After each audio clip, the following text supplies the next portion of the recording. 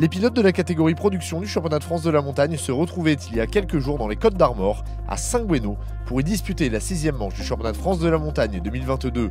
Après 2 rendez-vous disputés dans l'ouest de la France, l'épreuve bretonne marquait la dernière étape de cette tournée occidentale.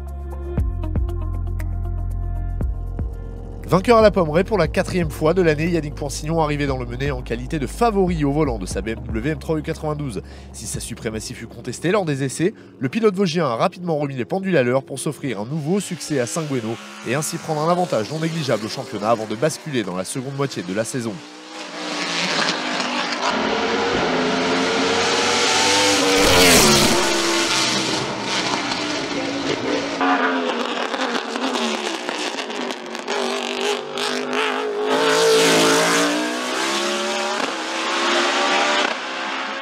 Bon, on avait un petit peu d'avance avant la dernière manche, mais bon, après, Ronald va vite. Il aurait très bien pu gagner dans la dernière montée, donc il n'y a rien fallu lâcher. Il a fallu rouler, attaquer encore un peu plus que les montées d'avant.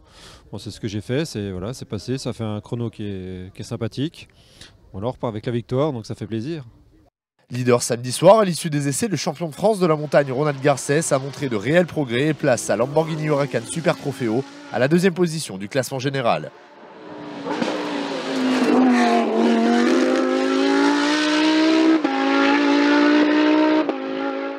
Comme à la Pommeraye, l'Alsacien Philippe Schmitter termine 3e au scratch au volant de sa Renault RS01, de quoi parfaitement concrétiser cette tournée de l'Ouest.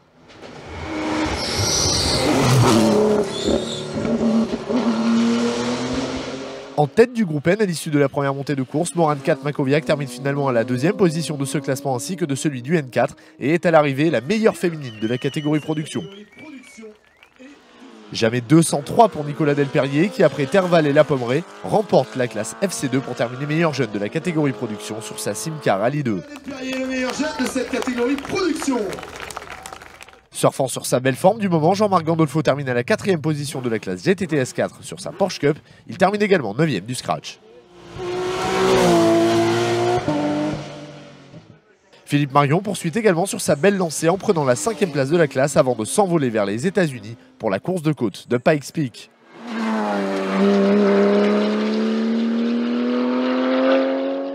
Sur son Audi RS3 LMS TCR, Stéphane Garcia termine 10e du classement général de l'épreuve, tout en remportant fort logiquement la classe GTTS 3.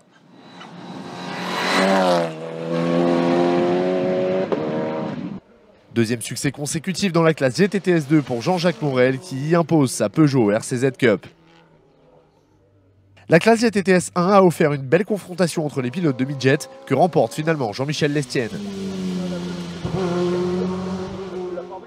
C'est dans la dernière ascension du week-end que Jean-Michel Godet grimpe à la 2e position du GTTS 1, aux dépens d'Aurore Louison sur sa midget 1300 qui termine donc 3e de la classe.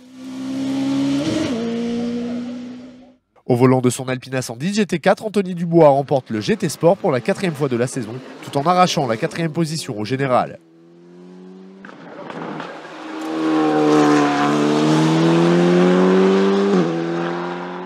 À la 8e position de ce classement général, l'on retrouve Francis Dozière au volant d'une monture équivalente à celle d'Anthony Dubois, 2e du GT Sport malgré une touchette le samedi.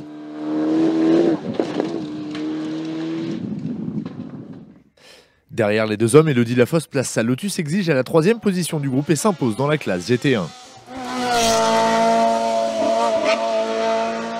Le groupe FCA a été le théâtre de l'une des plus grosses luttes du week-end. Dans la dernière montée, Christophe Poinsignon l'emporte sur son Simca CG Turbo et atterrit à la 5e place du scratch.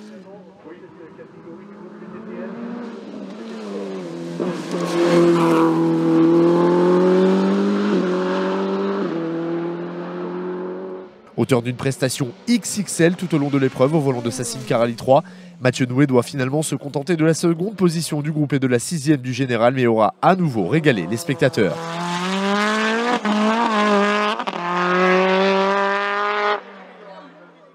Pour son retour sur une manche du championnat de France de la montagne, Arnaud Vermeersch accroche la 3e place du groupe sur son impressionnante Simca 1000 au voie large. Toujours en plein apprentissage de sa 1000 Turbo, Patrick Ramu termine à la 4e place du FC4 et se présente comme un sérieux client pour les prochaines échéances. Nicolas Granier a à nouveau survolé les débats dans le groupe A. Au volant de sa Cupra Leon Super Copa MK3, il s'impose et termine également 7e au scratch.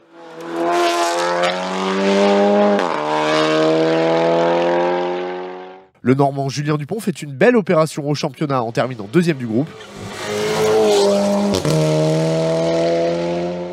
Tandis que Geoffroy Bouin, toujours en proie à quelques ennuis mécaniques, y conclut un podium 100% Cupra. Quatrième de la classe A5, Aurore Dodi progresse de course en course avec sa Super Copa MK2. La championne de France production en titre sera surveillée de près pour le reste de la saison. En prenant la troisième place du groupe A, Jean-Pierre Pop remporte fort logiquement le A4 sur sa Peugeot 308 Cup. Son coéquipier Manuel Brunet inscrit son nom sur la deuxième marche du podium de la classe et devance Dominique Fade, concluant ainsi parfaitement son enchaînement de 3 courses dans l'Ouest au volant d'une 308 Cup comme ses deux camarades du jour. Quel combat dans la classe A3! À l'arrivée, c'est finalement Laurent Lafosse qui renoue avec le succès au volant de sa Renault Clio 2 Cup. Victime d'une petite touchette, le samedi l'ayant handicapé pour le reste du week-end, Sébastien Stark doit se contenter de la seconde position de classe sur sa 3 Cup.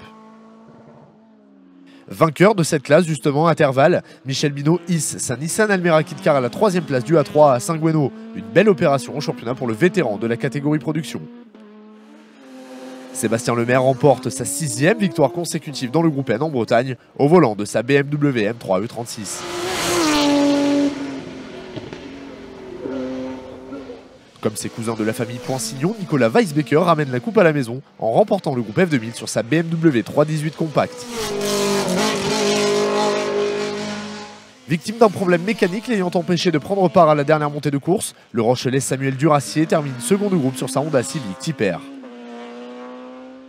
Notons enfin que Jean-Marie Brizard sur son Alpine A110 s'est illustré dans le groupe 4 de la catégorie VHC Production en terminant à la seconde position.